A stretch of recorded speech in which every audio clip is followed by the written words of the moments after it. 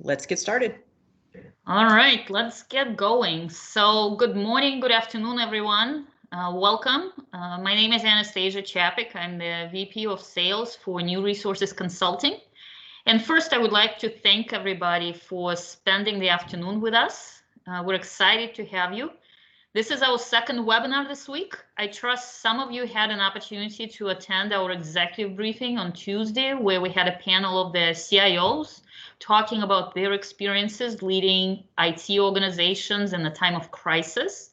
So today we're continuing the conversation with a fantastic panel of HR and IT professionals who are joining us to talk about their experiences and best practices for hiring in a virtual world. None of us could have predicted that we would be operating in a pretty much virtual environment in a matter of weeks or maybe even days. And lots of things and processes had to be adjusted and adapted to operating remote. And this includes how we hire and how we onboard talent. So we're going to talk about virtual hiring practices today. We're going to talk a little bit about video interviewing. We will talk about tools that different organizations are using, as well as how you onboard people remotely and keep them engaged when they're brand new into the organization. So before I introduce the moderator for today's discussion, let me briefly cover just a couple of quick logistics. So everyone except the moderator, the panelists, and myself currently are muted. So please do not unmute yourself unless you want to ask a question. We will have time at the end of the panel to ask questions. Everybody has an opportunity to ask questions verbally, or you can also submit questions via chat throughout the panel discussion. So we will try to address as many questions as we can at the end of the panel conversation. So without further ado, let me introduce our moderator for today's session, Amanda Mast with New Resources Consulting. Amanda, over to you. All right, thanks, Anastasia. Again, thank you so much for taking the time to join us.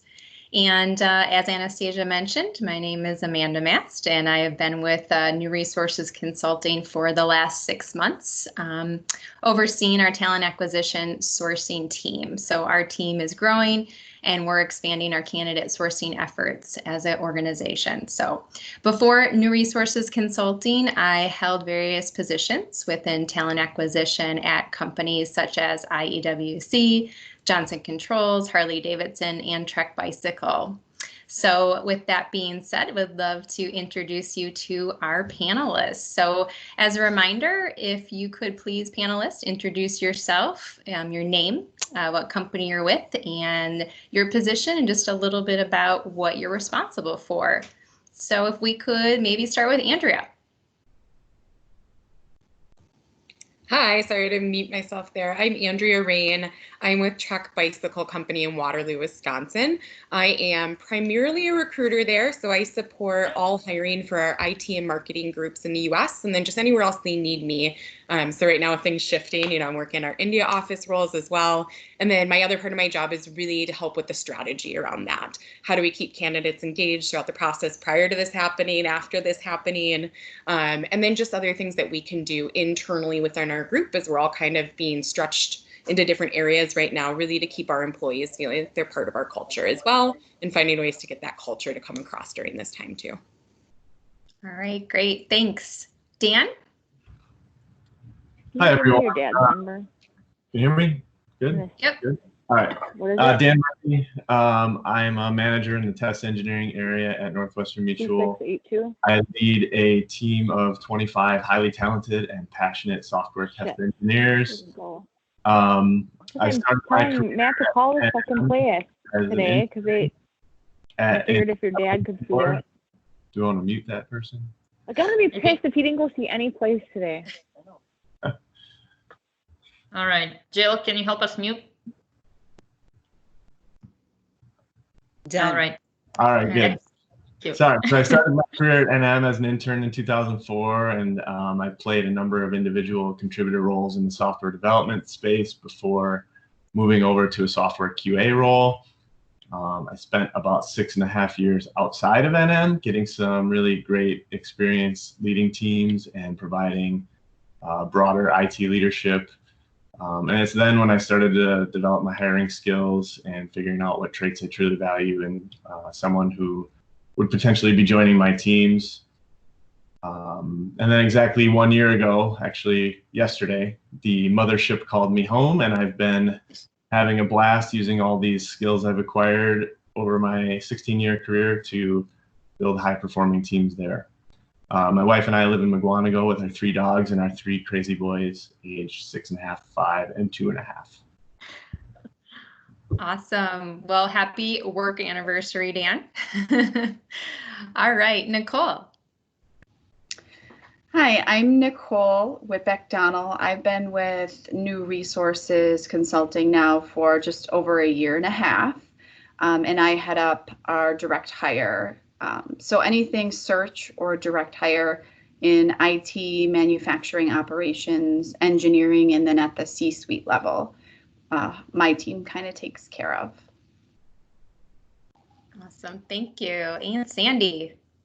Good morning. Thank you for allowing me to be on the presentation panel today.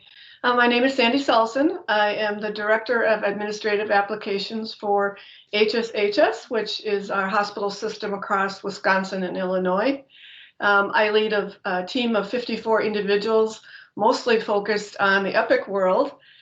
Today, as you know, the EMRs of our world that we experience every day, especially now during the COVID situation, have become extremely important for that communication. So my background has been across a varied level of areas with concerning education, the consulting realm, where I helped with a lot of the interviewing, putting together resumes, the whole gamut of the hiring process.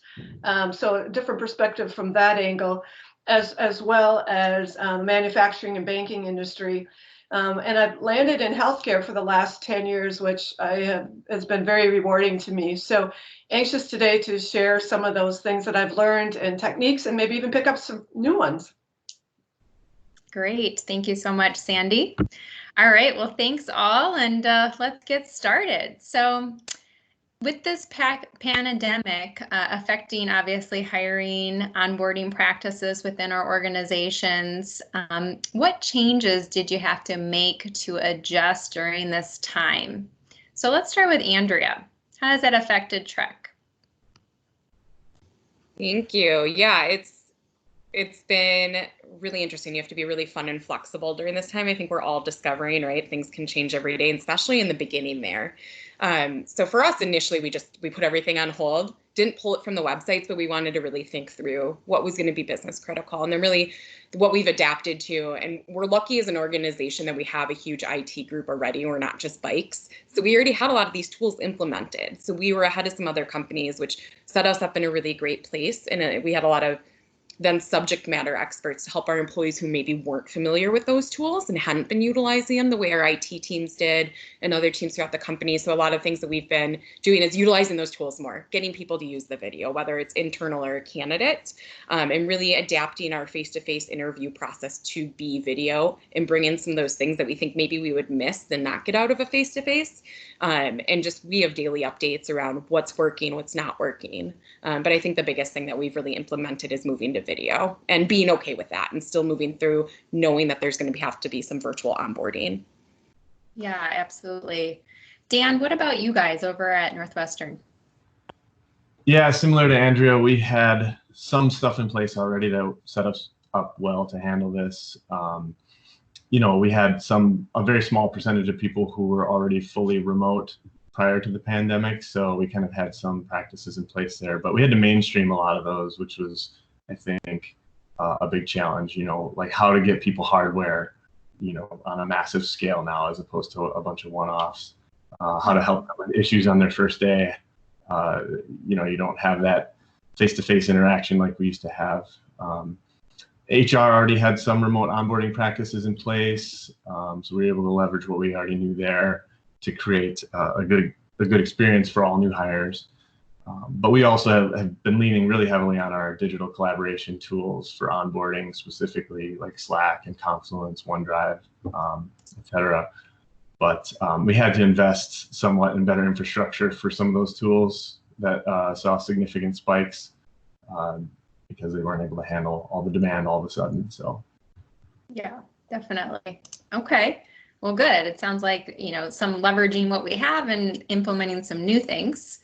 For the next question, what best practices have you developed for managing that virtual interview process? So, do you have one-on-one calls, multiple people on a call? And as you guys alluded to, what are some of those applications you're using for virtual interviewing? So, Sandie, let's start with you.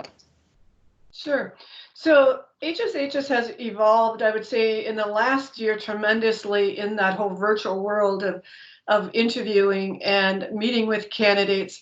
Typically, before we would have hiring for only, let's say, Green Bay, one of our main hubs, and only Springfield, which is our Illinois hub, and then taking candidates that way based on location.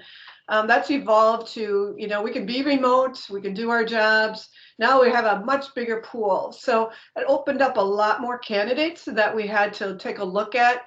And so they've developed on the HR side more of a filtering process, if you will, where they actually, look at the resumes and then narrow them down, funnel those resumes to the hiring manager and director to review those, let them know what they think. And then the HR department does the actual front end discussions with the candidate, just getting a feel for them, asking questions about what are they most interested in, why are they interested in the position. From there, well, it sounds like this would be a good candidate based on the HR's interpretation. They then contact the hiring area and say, we'd like you to take a look at the next step. So we then get, 4 or 5 candidates per role, typically. Some roles are a little bit more technical in nature, so you may not get that as many. And then we have a face-to-face. So usually it's a hiring manager and possibly the director face-to-face in that first session. We typically don't like to overwhelm individuals in that first contact. Some people are okay with that. Some people have a harder time with that. We do use Zoom or Team or Skype. We don't have always a dedicated. We have a variety. We tend to ask the individual what they're most comfortable with because, as we know, it adds a little bit more stress for newness for some of the individuals if we don't. What we're looking for is that face-to-face via video so we can take a look at presentation style. For me, it's always important to know how comfortable individuals are, especially since going forward, most of their contact and communication will be virtual. So that initial is so important. We've kind of evolved to there's a difference between the technical aspects of their job and the personality type of aspects of the job and fitting into the environment that you have at your organization. So for me, I focus a lot on the comfort level I feel from the individual, how when they're put in brand new situations, how they deal with that situation, if they're able to speak and ask questions of us, because they're interviewing us just as well as we are interviewing them.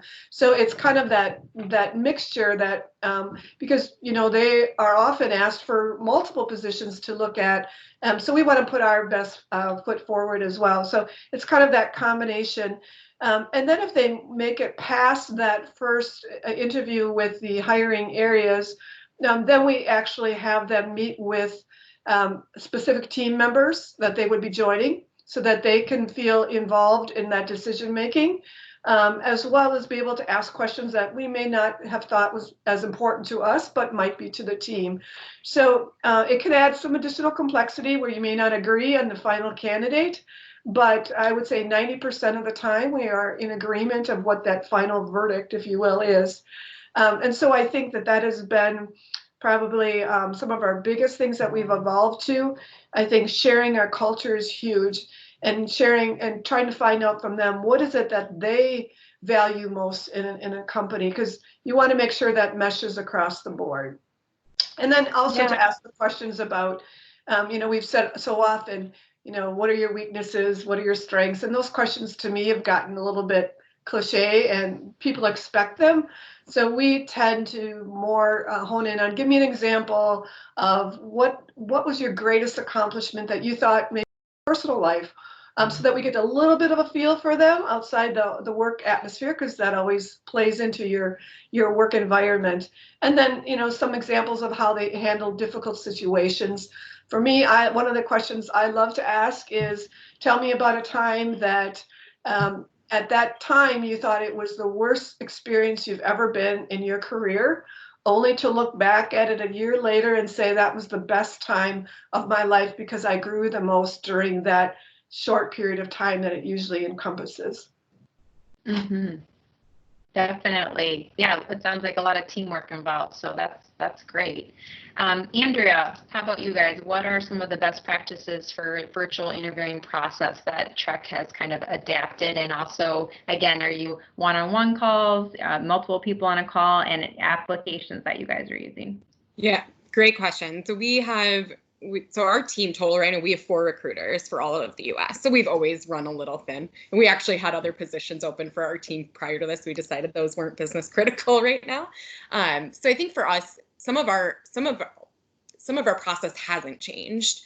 So as recruiters, we're really technical in nature. So me supporting marketing and IT, I know those groups intimately. I know the VPs, I work with them. So we as recruiters, we do the initial screening of resumes. We're still doing that with our ATS. We know kind of what we're looking for. And then we have that initial HR screen with them. So our managers aren't too involved. They're welcome to jump in and help us look through resumes if they want to. It's really kind of up to what that manager prefers. But for the most part, we're making those initial calls. So having that initial screening, kind of what I'm looking for in that is culture fit and kind of those basic technical skills, especially if it's my IT company. Prior to this, I'm also having, and we were doing this before, but now it's a video. We're doing video intake calls with our hiring managers. I might have filled a role for this manager 100 times, but you don't know how projects have changed and other things. So it's really important to us, I think, more than ever, to really hone in on some of that stuff. So we're doing that. And then based on my call with the candidate, if they kind of check those basic boxes, I immediately from that point get them set up on a phone call with the hiring manager. This helps with some of that time and space that we know can be really hard for candidates, but also managers. They need to get these roles filled. So this is something I can do to help speed that along, given, our managers have really connected with us and trust us that we know how to handle and support them in their roles. And then really that final piece is a face-to-face interview. So we're doing videos, we're utilizing Teams. We moved and made a huge push to Teams in our company internally about 1.5 years ago, which was hard. There was people that didn't want to, now they're really being pushed to do it. And so what we're doing with candidates, because that works best for our managers, and it's a global tool that we're using, not just in the US. This is how we stay connected. So we are doing panels. And so we kind of leave it up to the candidate. We give them how-to guides on how to get connected. We'll walk them through it. We tell them in there, try logging in a few minutes early. And then I make myself available for them during that time too. So I can jump in and help them or walk them through it over the phone. I think that's been one of the biggest pieces throughout this is you have to have more contact with your candidates, right? It's a scary time for people. And I think we're all learning. And so I think even if it's me just reaching like, hey, I don't have an update right now, we're still kind of figuring this out, or this is where I'm at. I'm just having more of those touch bases with them too, to keep them engaged. But then as far as that face-to-face interview style, it's really similar to what we would do in person. So usually the hiring manager gets a spot of like 30 to 40 minutes. They've already talked to them on the phone at this point. And then other key members, there's usually an HR one as well. So I've had to adapt. Mine are a little shorter because half of my interviews are usually doing a tour of the facility. So what we're thinking through with these video interviews and being different, there's things that you get out of your candidate when you meet them in person. For me, I get the best personality example from them and see what they're really like when we're going on that tour, because they're loosened up. I'm not asking them crazy questions, drilling them. We're just like, this is TREC, we're awesome, this is what we do. We get to show them our fitness center, our manufacturing, all stuff. I can't do that right now. And so for me, my calls are shorter, but we're also then trying to come up with other ways. I'm taking a little extra time just to be a little more conversational and see how they're dealing with everything. I think it's kind of awkward not to mention it because we're all going through this. But I think just making more of that personal connection, telling them how we're adapting to and sharing what we can internally and how it's affecting us, just so you can kind of create that cohesive, everyone's in the same boat, on the same page. Yeah, and so far it's going well. We kind of tried to do some of this stuff prior to this happening because we realized our candidates we fly people in for interviews all the time. So what we've prior had started doing is let's utilize our video tools, right? Let's utilize Teams and make sure we're only flying in people that we would want to make an offer to. They don't have to if it doesn't work out. So we'd already been doing that stuff. So I think our manager has, for the most part, has been really understanding. Our managers, we have really great buy-in from them. I think the one thing, some people are scared of virtually onboarding their employees. So we're working through that as well. But yeah, I think the biggest thing for us is making sure my teams are using video.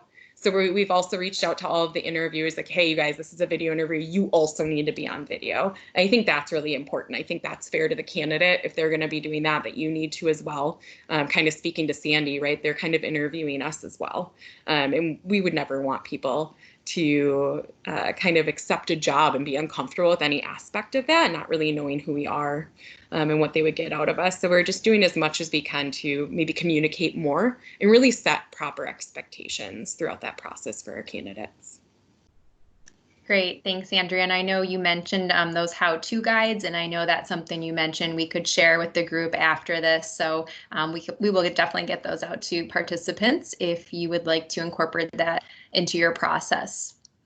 All right, so now we're kind of on to virtual onboarding. So the next step in the process, and what's working, what challenges are you still finding with kind of that onboarding? So I'll start with Dan on this one. Yeah, so our HR onboarding has been great. I think because of what I mentioned before, with they already kind of had a process in place for that. The localized onboarding with the individual has been, a challenge for sure. I mean, we're trying to figure out how to get this person the information they need to be able to be successful in this new role that they've taken on. I'm finding that the new hires are trying really hard to impress their new teams and show their value. I think there's this perception that when you're working remotely, your value is harder to show, and so they're working harder. And I think that has its ups and downs. I mean, obviously, you appreciate a person trying really hard to impress, but then you don't want them stressed about proving themselves early on, because this really isn't a normal thing that we're going through right now. People are having to juggle the demands of a new job and potentially a myriad of other distractions at the same time, like homeschooling their children or helping their loved ones who are home alone right now, or having their pets in their face all day, things like that. So I've been trying to do what I can to take the pressure off of those people wherever possible. And in turn, I think I'm kind of indirectly making them more loyal to me and to the company by doing that, because we're showing compassion for them during this crazy time. As far as some of the things that are working or challenges we're having, I think the face-to-face, the video that everybody's talking about is hugely important. I mean, just making that connection to build that relationship, more and more, encouraging them to do the same with others on their teams as well. And then encouraging other people on my team to make efforts to connect with them the same way, and trying to kind of establish a team camaraderie despite everybody being spread all over the place, and not able to be physically present with one another. Challenges, I've had a lot of personal challenges with it, because connecting with people like this is actually really exhausting to somebody who's trying to be really intentional about it. And my calendar is just destroyed every day. And my eyes are strained from staring at the screen, trying to look at somebody to pick up the visual indicators and their body language to see what else they might be communicating other than just the words they're saying.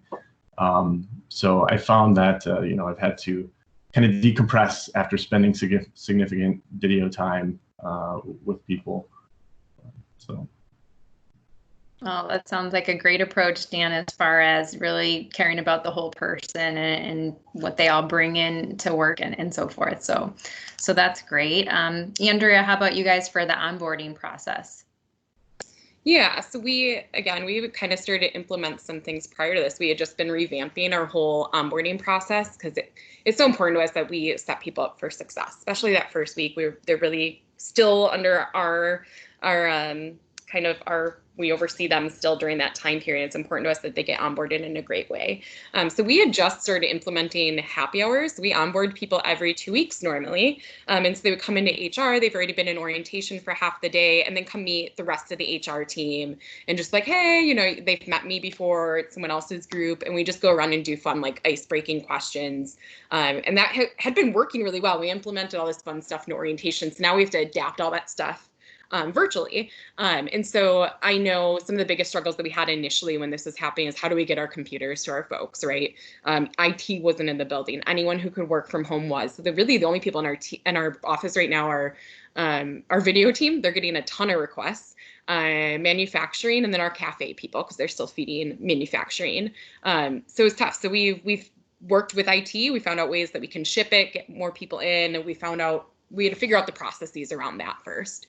And then what we're doing is just keeping more contact. We're splitting that orientation day up into 2.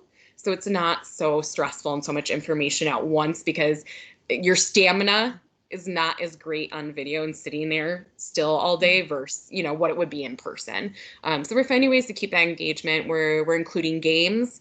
We had done previously, did a bunch of games in person. So we're adapting to some virtual games for icebreakers. We've created contests and stuff around that. So if they're paying attention, ask questions, they win like a credit towards product.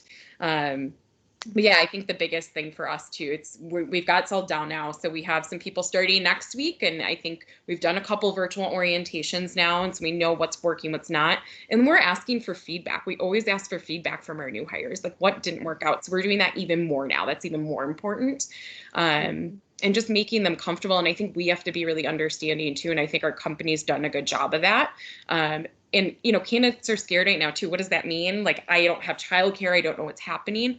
We understand that. I'm going to be in the same boat. My son's virtual school in the other room right now. I love telling him to go back to school when he comes out of the office. Go back to school. But, you know, we were really lucky. Truck's really absolutely flexible around that. For the most part, I can work when I want. And we're going to do the same for our new hires, and we're making sure we're stressing that to them. So they're starting remotely. We're not having people relocate yet. We're saying, hey, we'll give you that reload bonus once we're back in the office, and we'll work through everything. They're like, well, if I can't find a place right away, they're like, okay, we'll hold your hand and walk you through that. And we have resources, we'll provide them too. So I think it's just really important to make sure you're staying in contact with them, adapting, using your virtual tools that are there. And then our teams, so like the hiring manager and their teams, they're setting up meetings, welcoming those people to the whole team, getting everyone on page with that. So that's something we're pushing out with our teams to make sure that they're doing. And then just on a daily basis with their teams already existing, a lot of us are just meeting daily. You don't have to talk business. If there's nothing to talk about business, great. It's just hey, how are you? You're alive. That's great. So I've been having these with my teams every day, and we don't always get a lot done, but we have fun every day. Well, certainly some great ideas from that. And the virtual happy hours sounds like a great one, and asking for feedback. Very important, right? To find out what we could tweak in the processes. All right, so our next question is, how do you help someone feel part of the organization virtually when they're new? You know, kind of get them as much as you can integrated into understanding you as a company. Nicole, do you want to start us off? Sure.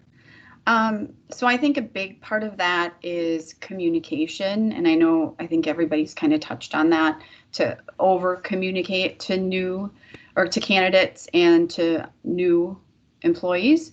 So I think that's a huge part of it. Another thing is teams meetings, different happy hours. I know, like here at NRC, we are accustomed to doing a Friday happy hour where everybody kind of gets together. So there are people that you don't get a chance to talk to throughout the week. And that Friday happy hour is for everybody to kind of get together and talk. So that's been difficult. We've done some things, so we're still doing those happy hours. It might not be the entire company, because it doesn't seem like that would be possible for a Teams meeting, but we're doing smaller groups of them, which is great. Making sure the person is still getting those touches with HR. I like to assign new hires kind of like a buddy. so that they have somebody that they can ask questions to when their manager isn't around. I think that's really important. But yeah, just taking it day by day right now with these times, you kind of have to be extremely flexible. On a daily basis, things are changing. So. Yeah, absolutely. Sandie, how about you guys? How are you helping people feel part of your organization? Yeah, one of the things that we've implemented in the last couple of years is more of an actual onboarding process where each individual IT member coming on board is assigned a mentor from the team. Initially, we kind of forced everyone to be a mentor. Everybody's got to take their turn, kind of was the mentality. We had learned later that probably wasn't our best way to do that. Some people are born mentors, some people are not. And, some really can do it very, very well. They bring excitement to it. Others, it's pure drudgery. So we have a team that's more conducive to doing that. Not that the others aren't involved, but they actually play a part as well in the onboarding process, but a main mentor that they can go to. And during that mentoring process, what ends up happening is the manager will share kind of with the individual, these are the things that we're going to accomplish in the first month. And then in that document talks about these are the kind of the timeline of events. So on your first day, this is what we hope to cover. This in the first week, and then in the first month. Just give them an idea of where they are, how far they can kind of gauge their own, like, oh shoot, I didn't get through that today. I wonder if that's an issue. Then they can touch base with their mentor on that. Another thing is the mentor is encouraged to do the virtual sessions, but then like show them their work office, their area. It might not be a professional area looking, but that's okay. We all have our home areas that we've dedicated, and some been kind of more forced than having time to really set it up kind of classy. But like showing around, doing a little tour of your little cube area in your home or whatever it might be. This is a picture of my kids. This is picture of my pets or whatever, to get that connection and discussions going. So that's really worked well.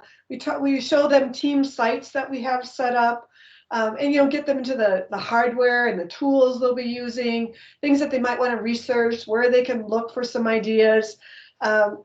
And then one of the things that I'm really proud that the team has put together through this last year is more of a mentoring database. So that mentoring database kind of comprises the skills that we think is necessary for their role. So it may include what their performance indicators are, but it also includes much more than that.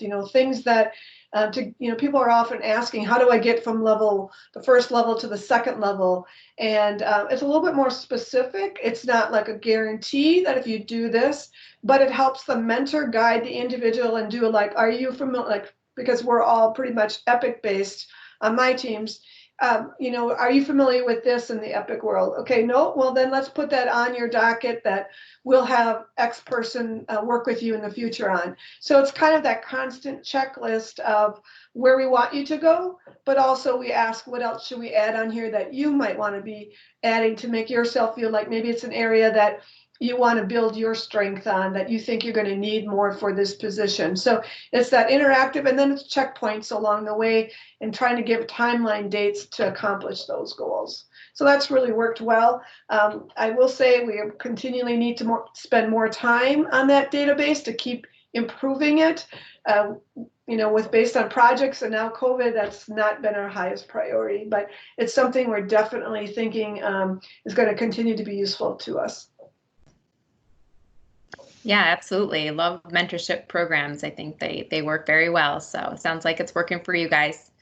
So after we kind of go back to the office, for those of us that will kind of go back into an actual office environment versus our home offices, what changes do you think you'll keep in your interviewing and onboarding processes or practices? Will you be tweaking anything to incorporate more virtual steps or different things? Dan, how about you? Any thoughts on that?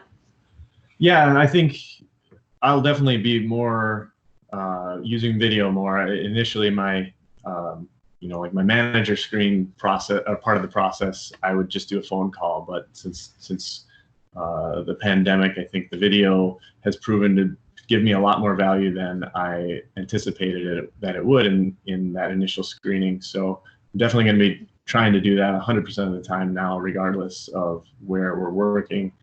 Some of the questions I've added into my vetting process as well, I think have helped me identify people who are really going to be truly going to be like self-starters, because that's something we need in this environment, is people who can actually pick up and go without having to be handheld in a physical environment.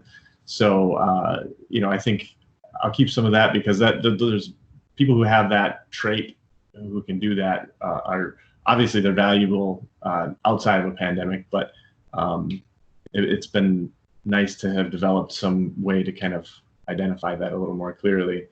And then during the onboarding, staying more connected during that process.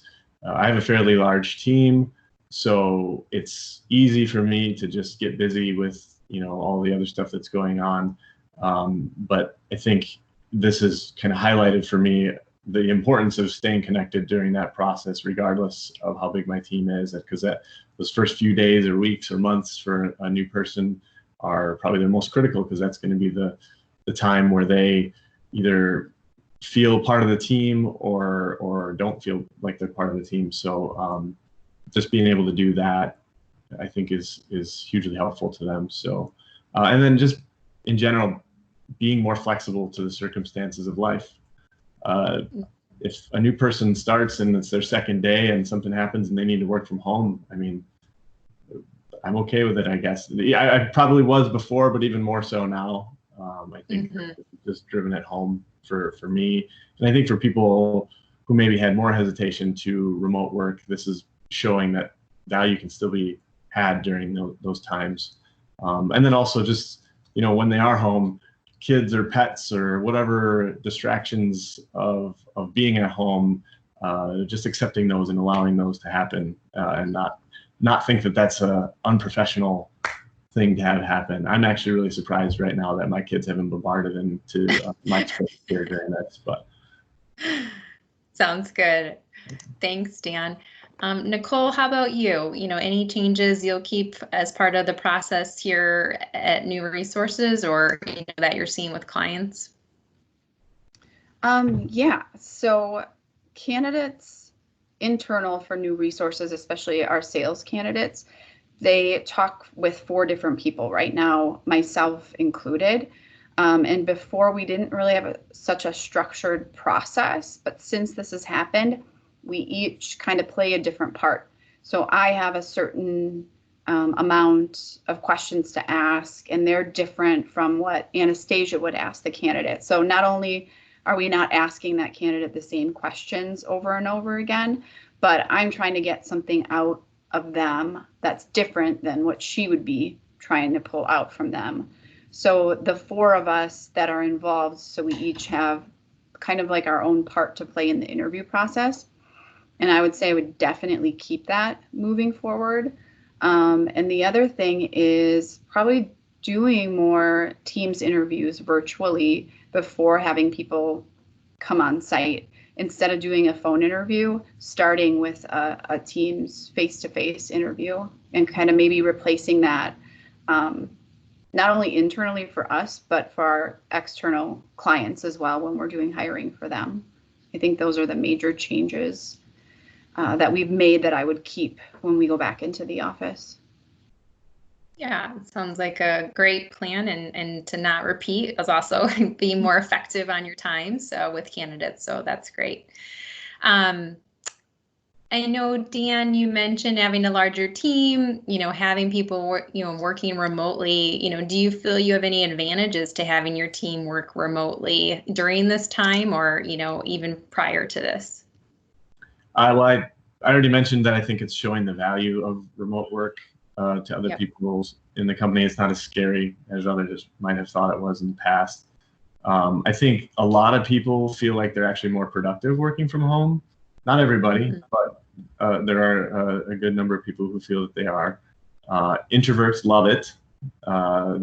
They don't mind the lower amount of human interaction, but it's definitely maybe dangerous for ambiverts because they're trying to work at all hours of the day then, because they can just walk over to their desk and if they're awake, do work. But generally, I think that it's nice to have it as an option. And when we go back to work, I think the majority of people will probably return to the office back almost to the same schedule that they were before.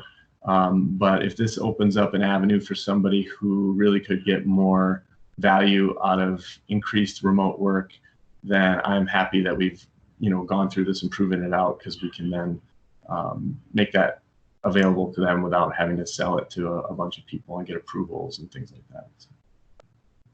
Yeah, definitely. Nicole, but how about you? Any advantages to having your team work fully remotely at this point?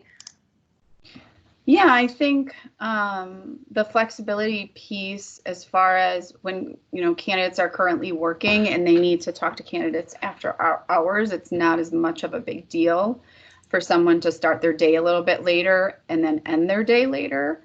So I can see that.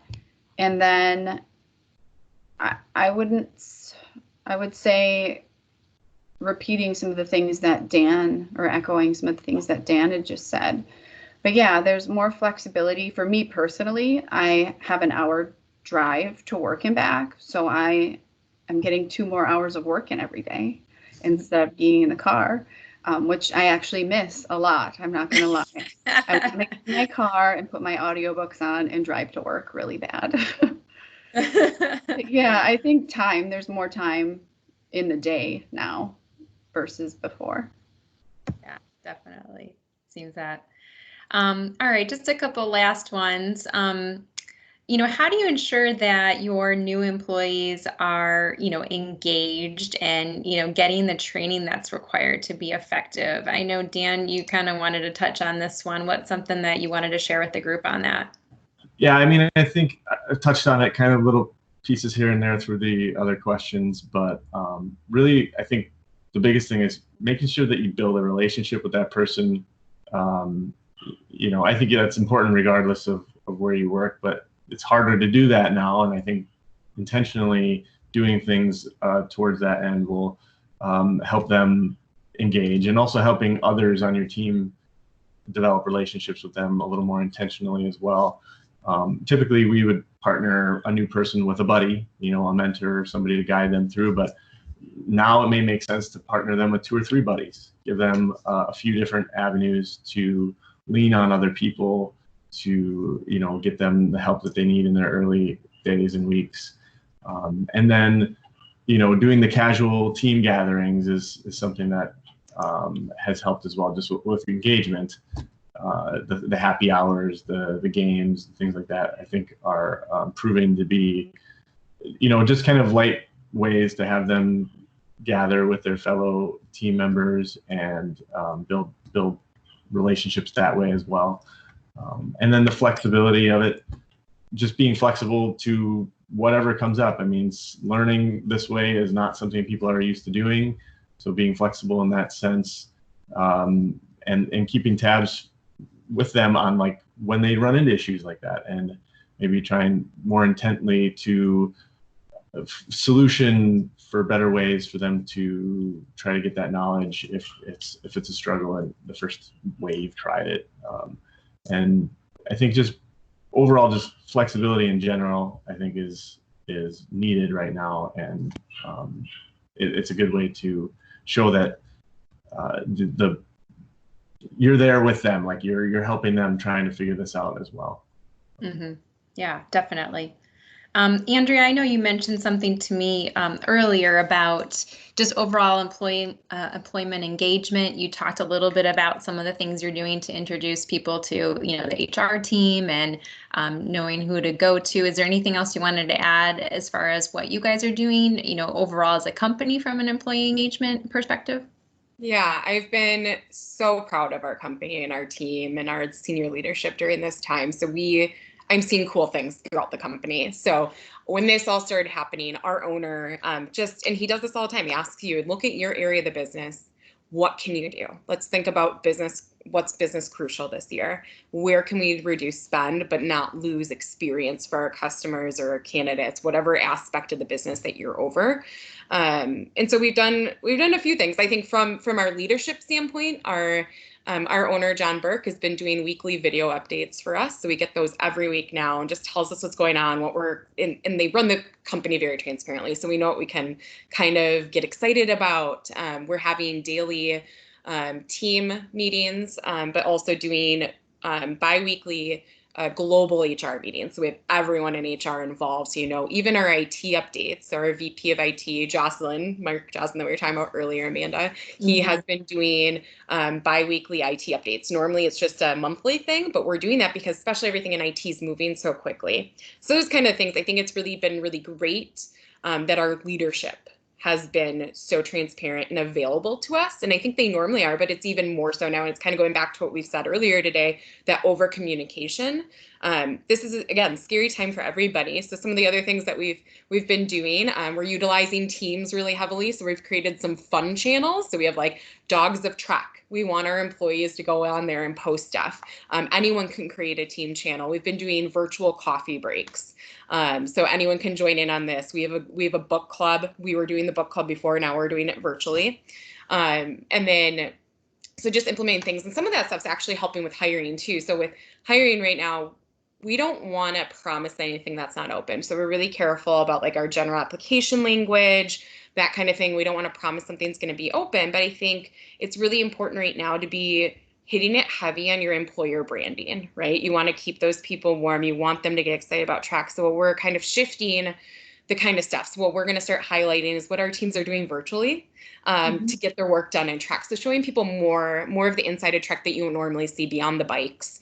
But I think some stuff, we did a contest where like the first week or the second week of all this, send in pictures of your office buddies. So we had chickens, we had dogs, we had all this stuff being sent in. And then as a company, we were able to vote on who we wanted to be featured top 5 on our LinkedIn account. So then on LinkedIn, we then shared those 5, and then we asked our following on there to vote who they thought was the best. And then we gave out prizes both externally and internally towards our store. So it's just a fun way to continue with that branding and things like that. We're all thinking outside of the box constantly, and it's been really great having those regular updates. And it's been really refreshing to work with a team that wants to take this downtime to do something, right? Like we want our employees to be engaged, but we're also thinking of like, what are some stuff we want to keep going after this? And then really looking at that candidate experience. If you're not doing anything right now, this is the perfect time to get to all that stuff you haven't been able to. We're looking at our digital tools like our ATS, LinkedIn, things that we didn't utilize before. Like, hey, what does this tool really do that we could be utilizing more? We've already implemented a bunch of stuff and it's really cool. It's exciting. It's increasing role awareness internally and externally. And then again, branding. And there's I think that's so important right now, not to put your foot down. And what our owner says is, and he says this a lot, when it's raining, we plan for the sun. And that's what we're doing right now. We're planning for the sun. And we're really excited. I think we're going to come back stronger. Awesome. Lots of fun things to incorporate or think about. So that sounds great. Well, I know that we have a few minutes left, and I know we want to open it up to some question and answer. And Anastasia's been monitoring the chat, and I don't know if we unmuted Jill or not, but if anybody has a question at this time, I think we can start taking questions. Yeah, absolutely. And I love the concept of we're planning for the sun. So that's fantastic. That's what, I'm going to write it down and put it next to my computer so that I can look at it and remind myself every day that that's what we're doing and that's where we're going. So that's fantastic. Thank you for sharing that. Yeah, if anybody in the audience have questions, if you can please unmute yourself, and if you can state your name, the name of the company that you're with, and you can ask anybody on the panel, or you can address your question to a specific individual. So we'll give it a minute for people to unmute themselves and see if we have any questions. And in the meantime, we have one quick question from Jill, what type of online training tools are your organizations using? So the example would be Udemy, and I think that's the tool that we're using here within NRC. So what are your experiences that you guys have with online learning tools that are working well? We use a product called HealthStream, which has a lot of our tutorials, regulatory. We're very much a regulatory run organization where every year we are mandated to go through training. So we have some of those. HealthStream has been kind of our central point of training to actually be able to view those kinds of things, and then also to track so that your manager can also keep track of what might you need to get finished before a certain time frame. That's good. We're also using Pluralsight, LinkedIn Learning. I think we have an internally controlled platform as well, where they curate their own training content.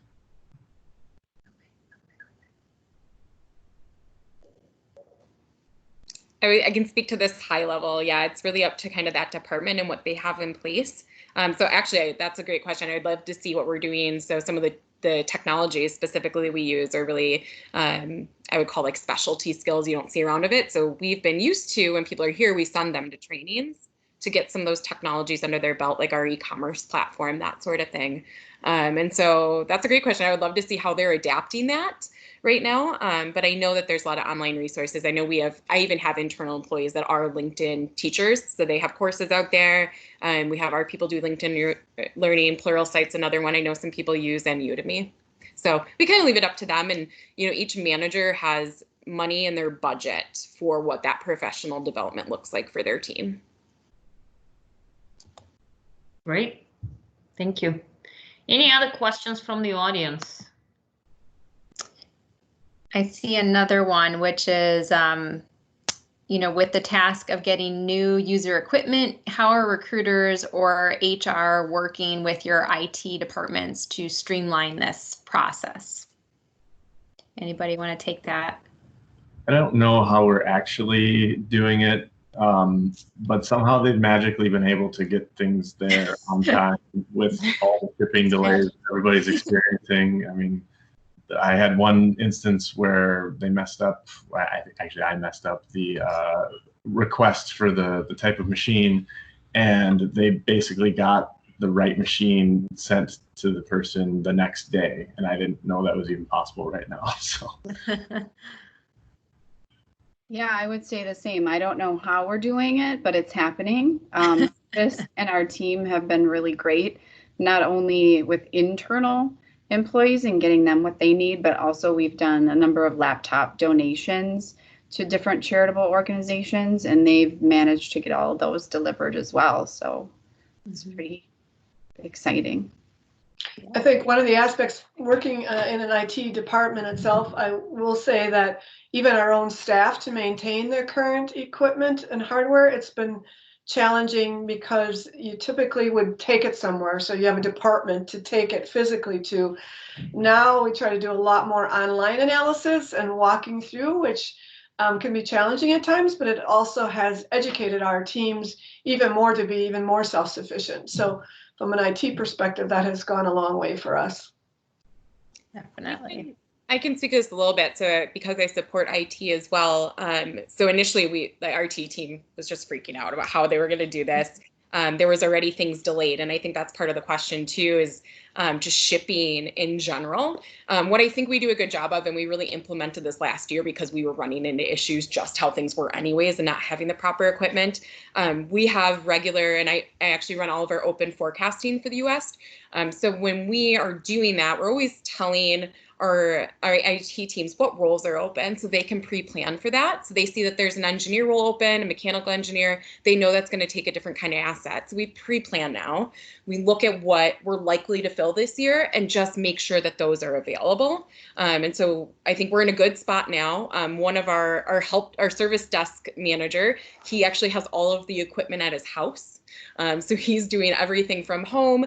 As soon as we make an offer, it's the hiring manager's job to put in an onboarding form, probably similar to what you were talking about, Dan, and ordering the correct assets. But I think they do a great job. They kind of know those areas, and our managers, especially if it's their first time, they might order a Mac and the person doesn't need a Mac because they're not a designer or whatever that looks like.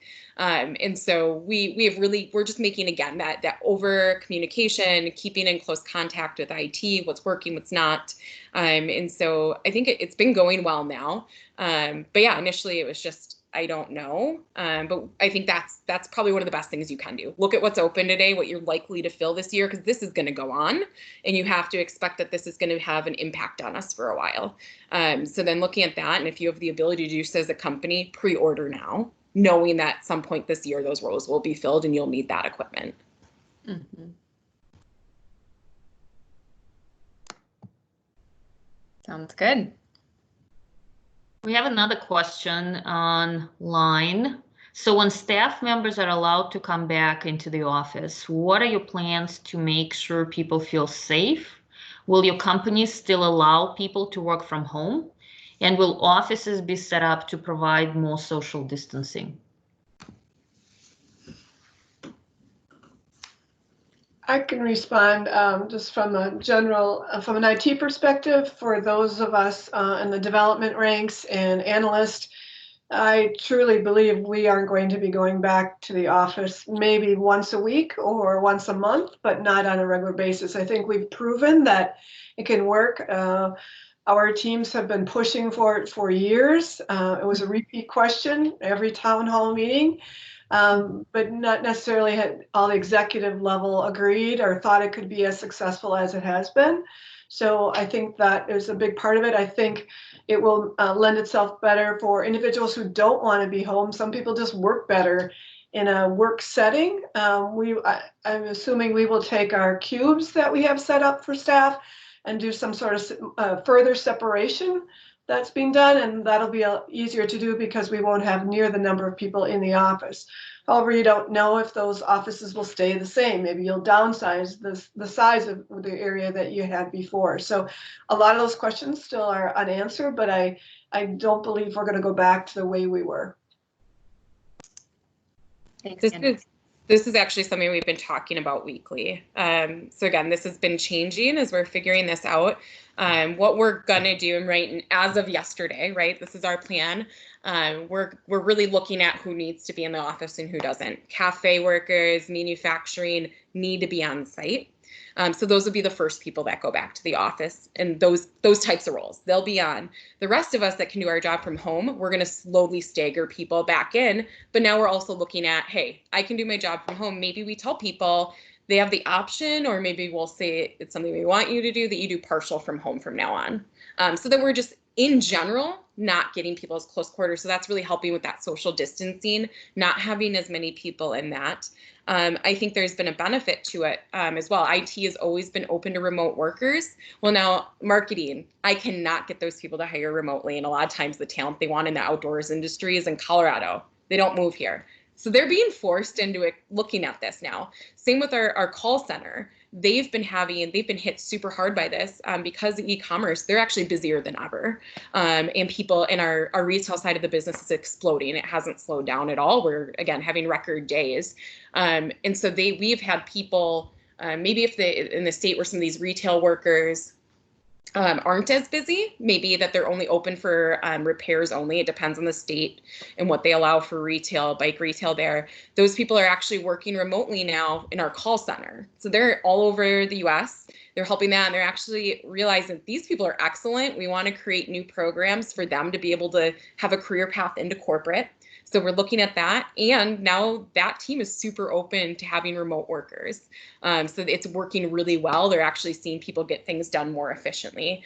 So I'd expect to see a lot of that. But as far as guidelines and making sure we're safe right now, they are doing temperature checks with anyone who is still working in the office, and we may continue that. And so we're looking at all of that. We've been what's helpful is that we're in touch with a lot of larger health organizations to really help guide us through this as well. But it's something I think is on everyone's mind, but nothing's really set in place right now because things are changing so quickly and you don't know when we're going to be back in the office, but absolutely something we talk about on a daily basis. Thanks, Andrea. And I know Sandie had to drop off she had kind of a back-to-back meeting scheduled today, so she had to scoot. But Anastasia, any last thoughts before we wrap things up? Yeah, absolutely. So we're at the end of the hour. So I mean, this concludes our panel discussion, but I would like to thank all the great, panelists that we had with us this afternoon. Thank you so much for your comments, perspectives. It's fantastic and very interesting to hear what other companies are doing during those times. At the same time, I also want to thank our audience for your engagement and participation and being here. Before we wrap up, I would like to announce very briefly that we will have more thought leadership and educational events coming up in the near future. Those of you who are familiar with NRC know that we host our executive briefing series quarterly with the intent to educate and connect our business and our IT community. It is one of those value add commitments that we have as an organization to our clients and prospects. So in addition to our regular day-to-day offerings, our promise to the community is to help educate and connect individuals and organizations with a purpose to network, share learnings, ideas, best practices, and provide thought leadership around IT topics that are top of mind for our business and IT community. So I will encourage everybody to stay tuned for our calendar of events that you can find on the NRC website. And thank you again for attending, and have a great day, everyone.